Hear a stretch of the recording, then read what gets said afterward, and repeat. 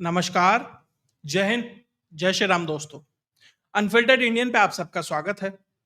आगे बढ़ने से पहले आप सबसे रिक्वेस्ट है, वीडियो को लाइक कीजिए, चैनल को सब्सक्राइब कीजिए और शेयर करना मत भूलिएगा। योगी आदित्यनाथ कोई निर्णय ले और उसमें कोर्ट का दखल ना हो, ये लगभग असंभव सा है, क्योंकि योगी आदित्यनाथ जो भी निर्णय लेंगे वो हिंदू हितों में होगा। और उसके बाद यूजुअल सस्पेक्ट्स का एक गैंग है, वो वापस से आकर खड़ा हो जाएगा और पीआईएल का पिटारा लेकर सीधा सुप्रीम कोर्ट पहुंच जाएगा। और सुप्रीम कोर्ट भी उसमें अति उत्साह दिखाते हुए उन पिटिशंस को एक्सेप्ट कर लेगा, तात्कालिक से उनकी सुनवाई कर देगा। और ऐसा ही दोबारा होता दिखाई दे रहा है। दोबारा से सुप्रीम कोर्ट और योगी आदित्यनाथ आमने सामने आकर खड़े हो रहे हैं, लगभग ऐसा दिखाई दे रहा है। और इस बार मुद्दा है कांवड़ यात्रा। दरअसल यह विवाद पिछले वर्ष तब शुरू हुआ जब सावन के महीने में कांवड़ यात्रा होती है। उत्तराखंड, पश्चिमी उत्तर प्रदेश, मध्य प्रदेश, ये वो रीजन है जहां बहुतायत में जो लोग हैं वो गंगा जल लेकर अपने गंतव्यों की ओर बढ़ते हैं। पश्चिमी उत्तर प्रदेश के अंदर अंदर 5 से 6 करोड़ कांवड़िए हर वर्ष जल लेकर अपने मंदिर में या घर में या जहां पर भी उन्हें जल चढ़ाना होता है वहां के लिए वो निकलते हैं। तो एक यशवीर जी महाराज थे, उन्होंने एक मांग उठाई कि रास्ते में जितने भी ढाबे पड़ते हैं या जहां पर भी खाने की व्यवस्था की गई है, वो वॉलंटियरली हो, वो कमर्शियली हो, वो जैसे भी व्यवस्था की गई है, वहां पर यह बताना अनिवार्य है कि ये इसका संचालक कौन है, उसका नाम लिखा होना चाहिए। उसका कारण है क्योंकि हमने कोरोना के दौरान देखा कि किस तरीके से खाने में किन किन चीजों की मिलावट की जाती है। और ये वो समय है जब ये 5 से 6 करोड़ कांवड़िए बहुत सात्विक रूप से आगे बढ़ते हैं, प्याज लहसुन तक का सेवन करते हैं। अब ये एक घटना घटित हुई, वहां पे एक ढाबा का उसने गलती से जो प्याज है उसका बना खाना दे दिया, तो किस तरीके से कांवड़ियों का गुस्सा फूटा वो सबने देखा। क्योंकि एक व्यक्ति कहीं 100 किलोमीटर पैदल चल रहा है और उसकी पूरी यात्रा सिर्फ एक खाने की वजह से बाधित हो जाए, निश्चित रूप पर चीजें भावनात्मक रूप से जुड़ी होती हैं। तो उन्होंने कहा कि कहीं ऐसा ना कुछ ना हो जाए, ऐसी कोई घटना किसी ऐसे दूसरे पक्ष के व्यक्ति के साथ ना हो जाए। तो भैया स्थितियां खराब हो सकती हैं, तो लॉ एंड ऑर्डर की सिचुएशन बनी रहे, तो बस एक छोटी सी मांग है, जो भी संचालक है उसका नाम लिखा होना चाहिए। इसी बार 2 ढाबे ऐसे पकड़े गए हैं, नाम पंडित जी ढाबा, चला कोई और रहा है। नाम किसान ढाबा, चला नावेद रहा है। तो भैया अगर आपका जो भी नाम है तो आप अपने नाम से चलाइए, क्या दिक्कत है? जिसे खाना होगा खाएगा, नहीं खाना होगा नहीं खाएगा, ये कस्टमर की चॉइस है। लेकिन उसके बाद किस तरीके से पूरा का पूरा गैंग एक्टिवेट हो जाता है, पीआईएल लेकर सुप्रीम कोर्ट पहुंच गया पिछले वर्ष कि नहीं नहीं साहब ऐसा मत कीजिएगा। जो ढाबा ओनर है या जो खाना वाला है उसका इकोनॉमिक एक्सक्लूजन हो जाएगा। यशवीर जी महाराज ने या किसी ने ये तो नहीं कहा, जब ये पूरा का पूरा मुद्दा चल रहा था तो इसका संज्ञान भी राज्य सरकार ने लिया। उन्होंने कहा हाँ होना चाहिए। मान लीजिए स्थितियां खराब हो जाती है, लड़ाई झगड़ा हो, कुछ भी ऐसा हो जाता है, कोई टेंशन हो जाती है, तो उससे बचने के लिए छोटा सा स्टेप है, आप अपना नाम लिख दीजिए। और ये तो फूड एंड सेफ्टी एक्ट 2006 जो है वो साफ कहता है, आपको अपना नाम लिखना है, अपना लाइसेंस नंबर लिखना है, अपना जो एफएसएसएआई का जो लाइसेंस है वो आपको लिखना है। तो क्या दिक्कत है? वो सुप्रीम कोर्ट पहुंच जाते हैं लोग, ये तो इकोनॉमिक एक्सक्लूजन हो जाएगा। अब ये बताइए, कहीं पर भी राज्य सरकार ने ये कहा कि पर्टिकुलर रिलीजन के लोगों को लिखना है? नहीं, वो तो सबको लिखना है, क्या दिक्कत है? अरे वो सब आर्टिकल 14, 15, 17 का उल्लंघन हो जाएगा। ये 4, 5, 7, 10 आर्टिकल तो ऐसे रटे हुए हैं कि हर पिटीशन में ये बाय डिफॉल्ट डाल दीजिए, बस वो उसका उल्लंघन मान लीजिए और सीधा सुप्रीम कोर्ट उसमें संज्ञान ले लेती है। सुप्रीम कोर्ट कश्मीरी पंडितों के ऊपर संज्ञान नहीं लेती, सुप्रीम कोर्ट पश्चिम बंगाल के हिंदुओं के ऊपर संज्ञान नहीं लेती, सुप्रीम कोर्ट कन्हैया लाल के हत्यारों को 3-3, 4-4 साल तक उसे न्याय नहीं दे पाती, कन्हैया लाल को 3 दिन में उसकी पिक्चर बैन कर देती है। वैसे ही सुप्रीम कोर्ट अति एक्टिव हो जाती है और सीधा कहती है अरे हाँ हाँ हाँ चले चले पिटीशन लाइए, और उस पर रोक भी लगा देती है। अब इस बार दोबारा से ही मांग उठने लगी, दोबारा से लोग ये कहने लगे, उसके बाद बहुत सारे हिंदू संगठन भी उसके अंदर कूद गए और बहुतायत समाज की है कि भैया जो है वो कुछ एक्स्ट्रा तो नहीं मांग रहे ना भैया। वेज नॉन वेज है ये लिखा होना चाहिए, कौन बना रहा है कौन चला रहा है ये पता होना चाहिए। उसके बाद कांवड़िए की मर्जी है, खाएगा खाएगा नहीं खाएगा नहीं खाएगा। तो इस बार भी क्योंकि सुप्रीम कोर्ट के मैंडेट था कि आप नाम नहीं लिखवा सकते कहीं पर भी, तो इस बार जो राज्य सरकार है उसने कहा ठीक है, आपको ये डर लगता है कि आप बड़ा नाम लिख देंगे तो कहीं कुछ आपके साथ गलत ना हो जाए, दिक्कत ना हो जाए, मानते हैं, चलिए एक बार को ये आपकी दलील भी मान ली हमने। तो जो आप क्यूआर कोड लगाते हैं डिजिटल पेमेंट के लिए, उसमें अपना नाम लिख दीजिए कि भैया एक बार आदमी स्कैन कर लेगा धीरे से, डिस्क्रीटली, उसे नहीं खाना होगा चला जाएगा, पब्लिक आपको नहीं करना कुछ भी। हमने ये भी मान लिया आपकी दलील। अब उसमें सुप्रीम कोर्ट को फिर दिक्कत हो गई, फिर से कुछ लोग पिटीशन लेकर पहुंच गए। इस बार पिटिशनर कौन है, नाम देखिएगा, जिन्हें के साथ तथाकथित रूप से दिक्कत हो रही है। मैं तो ये नहीं समझ रहा उनके साथ दिक्कत क्या है, क्योंकि ये नाम लिखने के लिए तो सबको कहा है, डिजिटल क्यूआर लगाने के लिए सबके लिए है, वो राम के लिए भी है, रहीम के लिए भी है, सिख के लिए भी है, क्रिश्चियन के लिए, सबके लिए है। और लेकिन दिक्कत क्यों नहीं हो रही है, जब इसमें पिटिशनर है अपूर्वानंद झा, दिल्ली में प्रोफेसर हैं। एक बार उनसे थोड़ा सा मेरा हो गया था आमना सामना, मैंने उनसे एक सवाल पूछ लिया, तो उनके जो चेले चपाटे थे वो थोड़े से मेरी तरफ एग्रेसिव हो गए थे। ये वो लोग हैं जो पूरी दुनिया से सवाल पूछ सकते हैं, ये वो लोग हैं जिन्हें हर चीज में सवाल पूछना, लेकिन इनसे कोई सवाल पूछ ले तो ये तिलमिला जाते हैं। और इसमें दूसरे हैं आकार पटेल, एक एनजीओ में से जुड़े हुए थे, सरकार ने शायद बैन वैन कर दी है वो। और उनके वकील साहब कौन है, एडवोकेट अंकित चौबे, झा पटेल चौबे, दिक्कत ही नहीं है, चलिए ठीक है, फ्रीडम है, कोई भी जा सकता है, कोई भी दिक्कत नहीं है, चले जाइए, मान लीजिए। पिछली बार महुआ मोहित्रा पहुंच गई थी, वकील उनके अभिषेक मनु सिंह भी थे, एक एनजीओ पहुंच गई थी। लेकिन सवाल यह है कि आपको यह डर है कि अगर आपने आइडेंटिटी रिवील कर दी तो आपका इकोनॉमिक एक्सक्लूजन हो जाएगा, आर्टिकल फला फला फला फला का उल्लंघन हो जाएगा। मेरा सवाल यह है कि हलाल सर्टिफिकेट जारी होता है, क्या वो एक्सक्लूजन नहीं है कि जिसके पास वो हलाल सर्टिफिकेट नहीं है, उस पर्टिकुलर प्रोडक्ट का, उसका सामान नहीं बिकेगा, वो जो कस्टमर है वो उसे देख कर ले रहा है, तो वो एक्सक्लूजन नहीं है। यहां नाम लिख दिया, वहां निशान बना दिया, अंतर क्या है? अगर आपका यही तर्क लेना है तो भैया वो भी दिक्कत है। सीमेंट से लेके, डायपर से लेके, बिल्डिंग से लेके, नमकीन, बिस्कुट, खाने पदार्थ, हर चीज के लिए आपने वो सर्टिफिकेट जारी करना शुरू कर दिया है।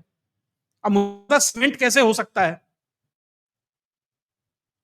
मतलब बिल्डिंग कैसे वो हो सकती है, उसके लिए आप सर्टिफिकेट जारी करते हैं, तब आपको कोई दिक्कत नहीं होती है।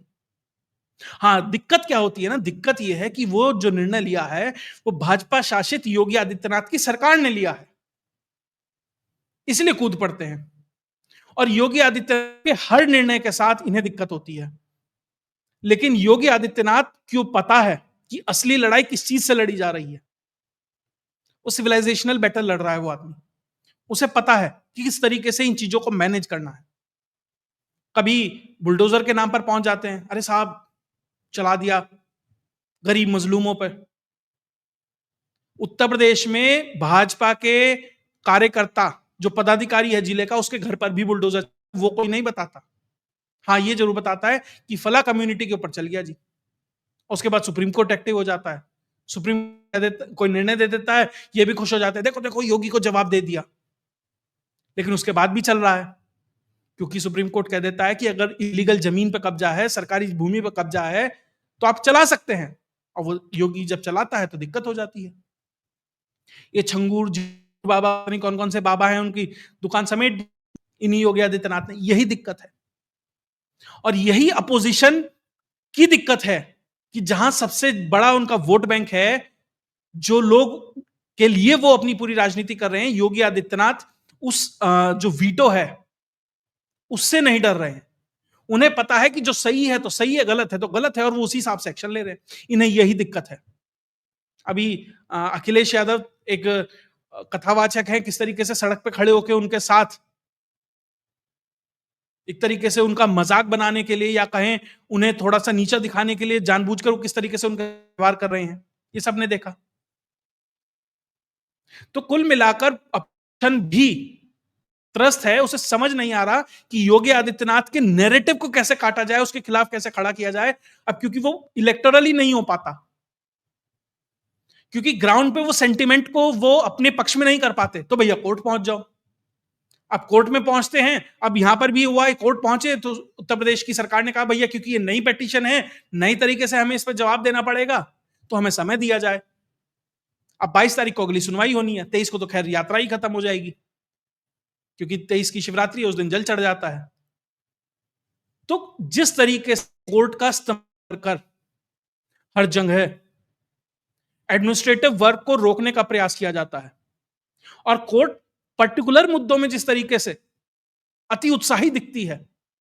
अभी उड़ीसा का एक केस था, मैं एक चैनल पे था, मैंने उस पर डिस्कशन भी किया कि किस तरीके से एक व्यक्ति जो इंटीग्रेटेड टेस्टिंग रेंज है डीआरडीओ की, उसका जो डिटेल्स है उसको लीक कर रहा था, वहां पर जमानत दे दी जाती है। मतलब आप देखिए किस तरीके से, कितना हाईली सेंसिटिव वो मैटर है, उसके ऊपर आप जमानत दे रहे हैं।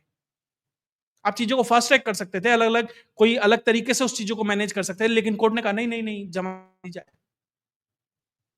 हाँ, लेकिन जहां साफ साफ वीडियो के ऊपर कोई कन्हैया लाल के साथ जो हो रहा है वो आपको नहीं दिखाई देता, उस पर आप निर्णय नहीं लेंगे। तो कोर्ट का जिस तरीके से डूबियस तरीके से काम हो रहा है, डबल स्टैंडर्ड है, तरह के दो अलग स्टैंड है, यह साफ दर्शाता है कि कोर्ट के माध्यम से किस तरीके से चीजों को स्लो किया जाता है, लटकाया अटकाया भटकाया जाता है, ताकि समाज का, पब्लिक का सिस्टम के ऊपर से धीरे धीरे भरोसा उठे। क्योंकि ये कोर्ट अकाउंटेबल तो नहीं है, अकाउंटेबल तो नेता है। कोर्ट और ब्यूरोक्रेट कभी अकाउंटेबल नहीं होंगे। जब तक इनकी अकाउंटेबिलिटी नहीं होगी ऐसे ही चलता रहेगा, और खासकर हिंदुओं के लिए जो भी हाईली सेंसिटिव मैटर होगा, हितों की बात होगी, वहां पर कोर्ट आकर खड़ा हो जाएगा। और कम से कम ऐसा होता दिखाई दे रहा। लेकिन योगी आदित्यनाथ को पता है कि मुझे कब, कहां, कैसे इनको मैनेज करना है, वो बखूबी समझ रहे हैं, और वो उस तरीके से आगे बढ़ते। और दिक्कत को ध्यान रखिएगा, हम अपोजिशन को बहुत हल्के में नापते हैं, खासकर कांग्रेस को। वो समझती है कि अगले 20 साल में राजनीति किस तरीके से होगी। जब उन्हें यह दिखाई दिया कि नरेंद्र मोदी के रूप में एक मजबूत लीडर उभर रहा है, हो सकता है कि कल को भविष्य हो जाए भारतीय जनता पार्टी का, तो किस तरीके से केस में फंसाकर 9-9, 10-10 घंटे पूछताछ कर पूरी इमेज को खत्म करने का प्रयास किया गया।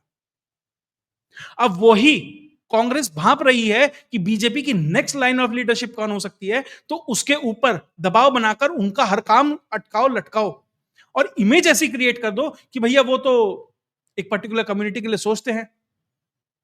जो पहले कभी आडवाणी के लिए तैयार किया गया, वो फिर मोदी के लिए किया गया, अब योगी आदित्यनाथ को उसी खांचे में फिट करने का प्रयास है। लेकिन दिक्कत यह है ना, वो हर बार जिसे जितनी इंटेंसिटी से फंसाना चाहते हैं, वो उतनी इंटेंसिटी के साथ उभर कर आता है, और यही योगी आदित्यनाथ के साथ। और योगी आदित्यनाथ के लिए मैं एक लाइन बार बार कहता हूं, दोबारा कहता हूं, वो व्यक्ति को खोने का डर नहीं है और पाने की इच्छा नहीं है, और वो योगी है, इसलिए वो इन चीजों से ज्यादा इम्यून है। तो जितना ये प्रयास करेंगे उतने विफल होंगे। और पिछली बार शायद कुछ कम लोगों को पता था, उससे अगली बार कुछ और थोड़े ज्यादा को पता लगा। इस बार बहुतायत में समाज के ऊपर से मांग उठ रही है कि होना चाहिए। और एक और चीज बताता हूं, एक और चेंज है इस बार कांवड़ यात्रा में, दो बड़े चेंज है, या कहूंगा। सबसे पहला तो जो राष्ट्रीय ध्वज है, भगवा ध्वज तो आपको बहुत दिखाई देंगे, भगवा कपड़े में भी कांवड़िए दिखाई देंगे कि बैठने, आपको जितना भगवा ध्वज दिखाई देगा उतना ही तिरंगा दिखाई देगा। और ध्यान रखिएगा, पश्चिमी उत्तर प्रदेश को बंगाल बनाने में जो चीज बीच में अंगर काट कर खड़ी है, वो इस तरह की कांवड़ यात्राएं हैं। क्योंकि जब 6 करोड़ कांवड़िए एक साथ निकलते हैं, एक धुन में निकलते हैं, एक भोले का नाम लेकर निकलते हैं, तो अलग माहौल तैयार होता है, और अगले साल तक के लिए पूरा माहौल तैयार करके वो खड़े हो जाते हैं। और दूसरा जो बड़ा चेंज इस बार दिखाई दिया, इस बार जो ट्रेडिशनल कावड़ होती थी, क्योंकि उसे बनाने वाले भी एक खास वर्ग से हैं, उसका जो काम करने वाले, क्योंकि अनऑर्गेनाइज सेक्टर तो पूरा उसी तरीके से कब्जा हो चुका है। इस बार उनकी भी खरीद कम है, क्योंकि वहां पर भी अशुद्धि का उन्हें डर है। तो सीधा जल लोटे में लिया, कंधे पे टांगा, या एक बांस के ऊपर 2-3 वो लटकाए और उन्हीं को लेकर चल रहे हैं। उस तरह की जो कावड़ है उसकी भी खरीद इस बार बहुत कम हुई है। तो धीरे धीरे जिस तरीके से समाज के अंदर भी जागृति आ रही है, इस तरह के लोग, संगठन उसमें सहयोग कर रहे हैं, और सरकार जिस तरीके से सहयोग करने का प्रयास कर रही है, बहुत ही सराहनीय कदम है, लेकिन वापस से जिस तरीके से कोर्ट इसके अंदर अति उत्साही हो जाती है और ये यूजुअल सस्पेक्ट का जो गैंग एक्टिव हो जाता है, ये वापस से दिक्कत परेशानी खड़ा करता है। तो इन पे नजर बनाए रखिए। अब देखते हैं 22 तारीख को क्या निर्णय आता है, क्योंकि इस बार तो यात्रा पूर्ण हो ही जाएगी, अगली बार के लिए होगा गाइड, वो अगली बार के लिए होंगी। जो भी इसमें से निकल कर आएगा 22 तारीख को वापस से आपके साथ लेकर इस विषय को लेकर आऊंगा। और अगर आपको वीडियो विश्लेषण अच्छा लगा तो वीडियो को लाइक कीजिए, चैनल को सब्सक्राइब कीजिए और शेयर करना मत भूलिएगा। जय हिंद, जय भारत।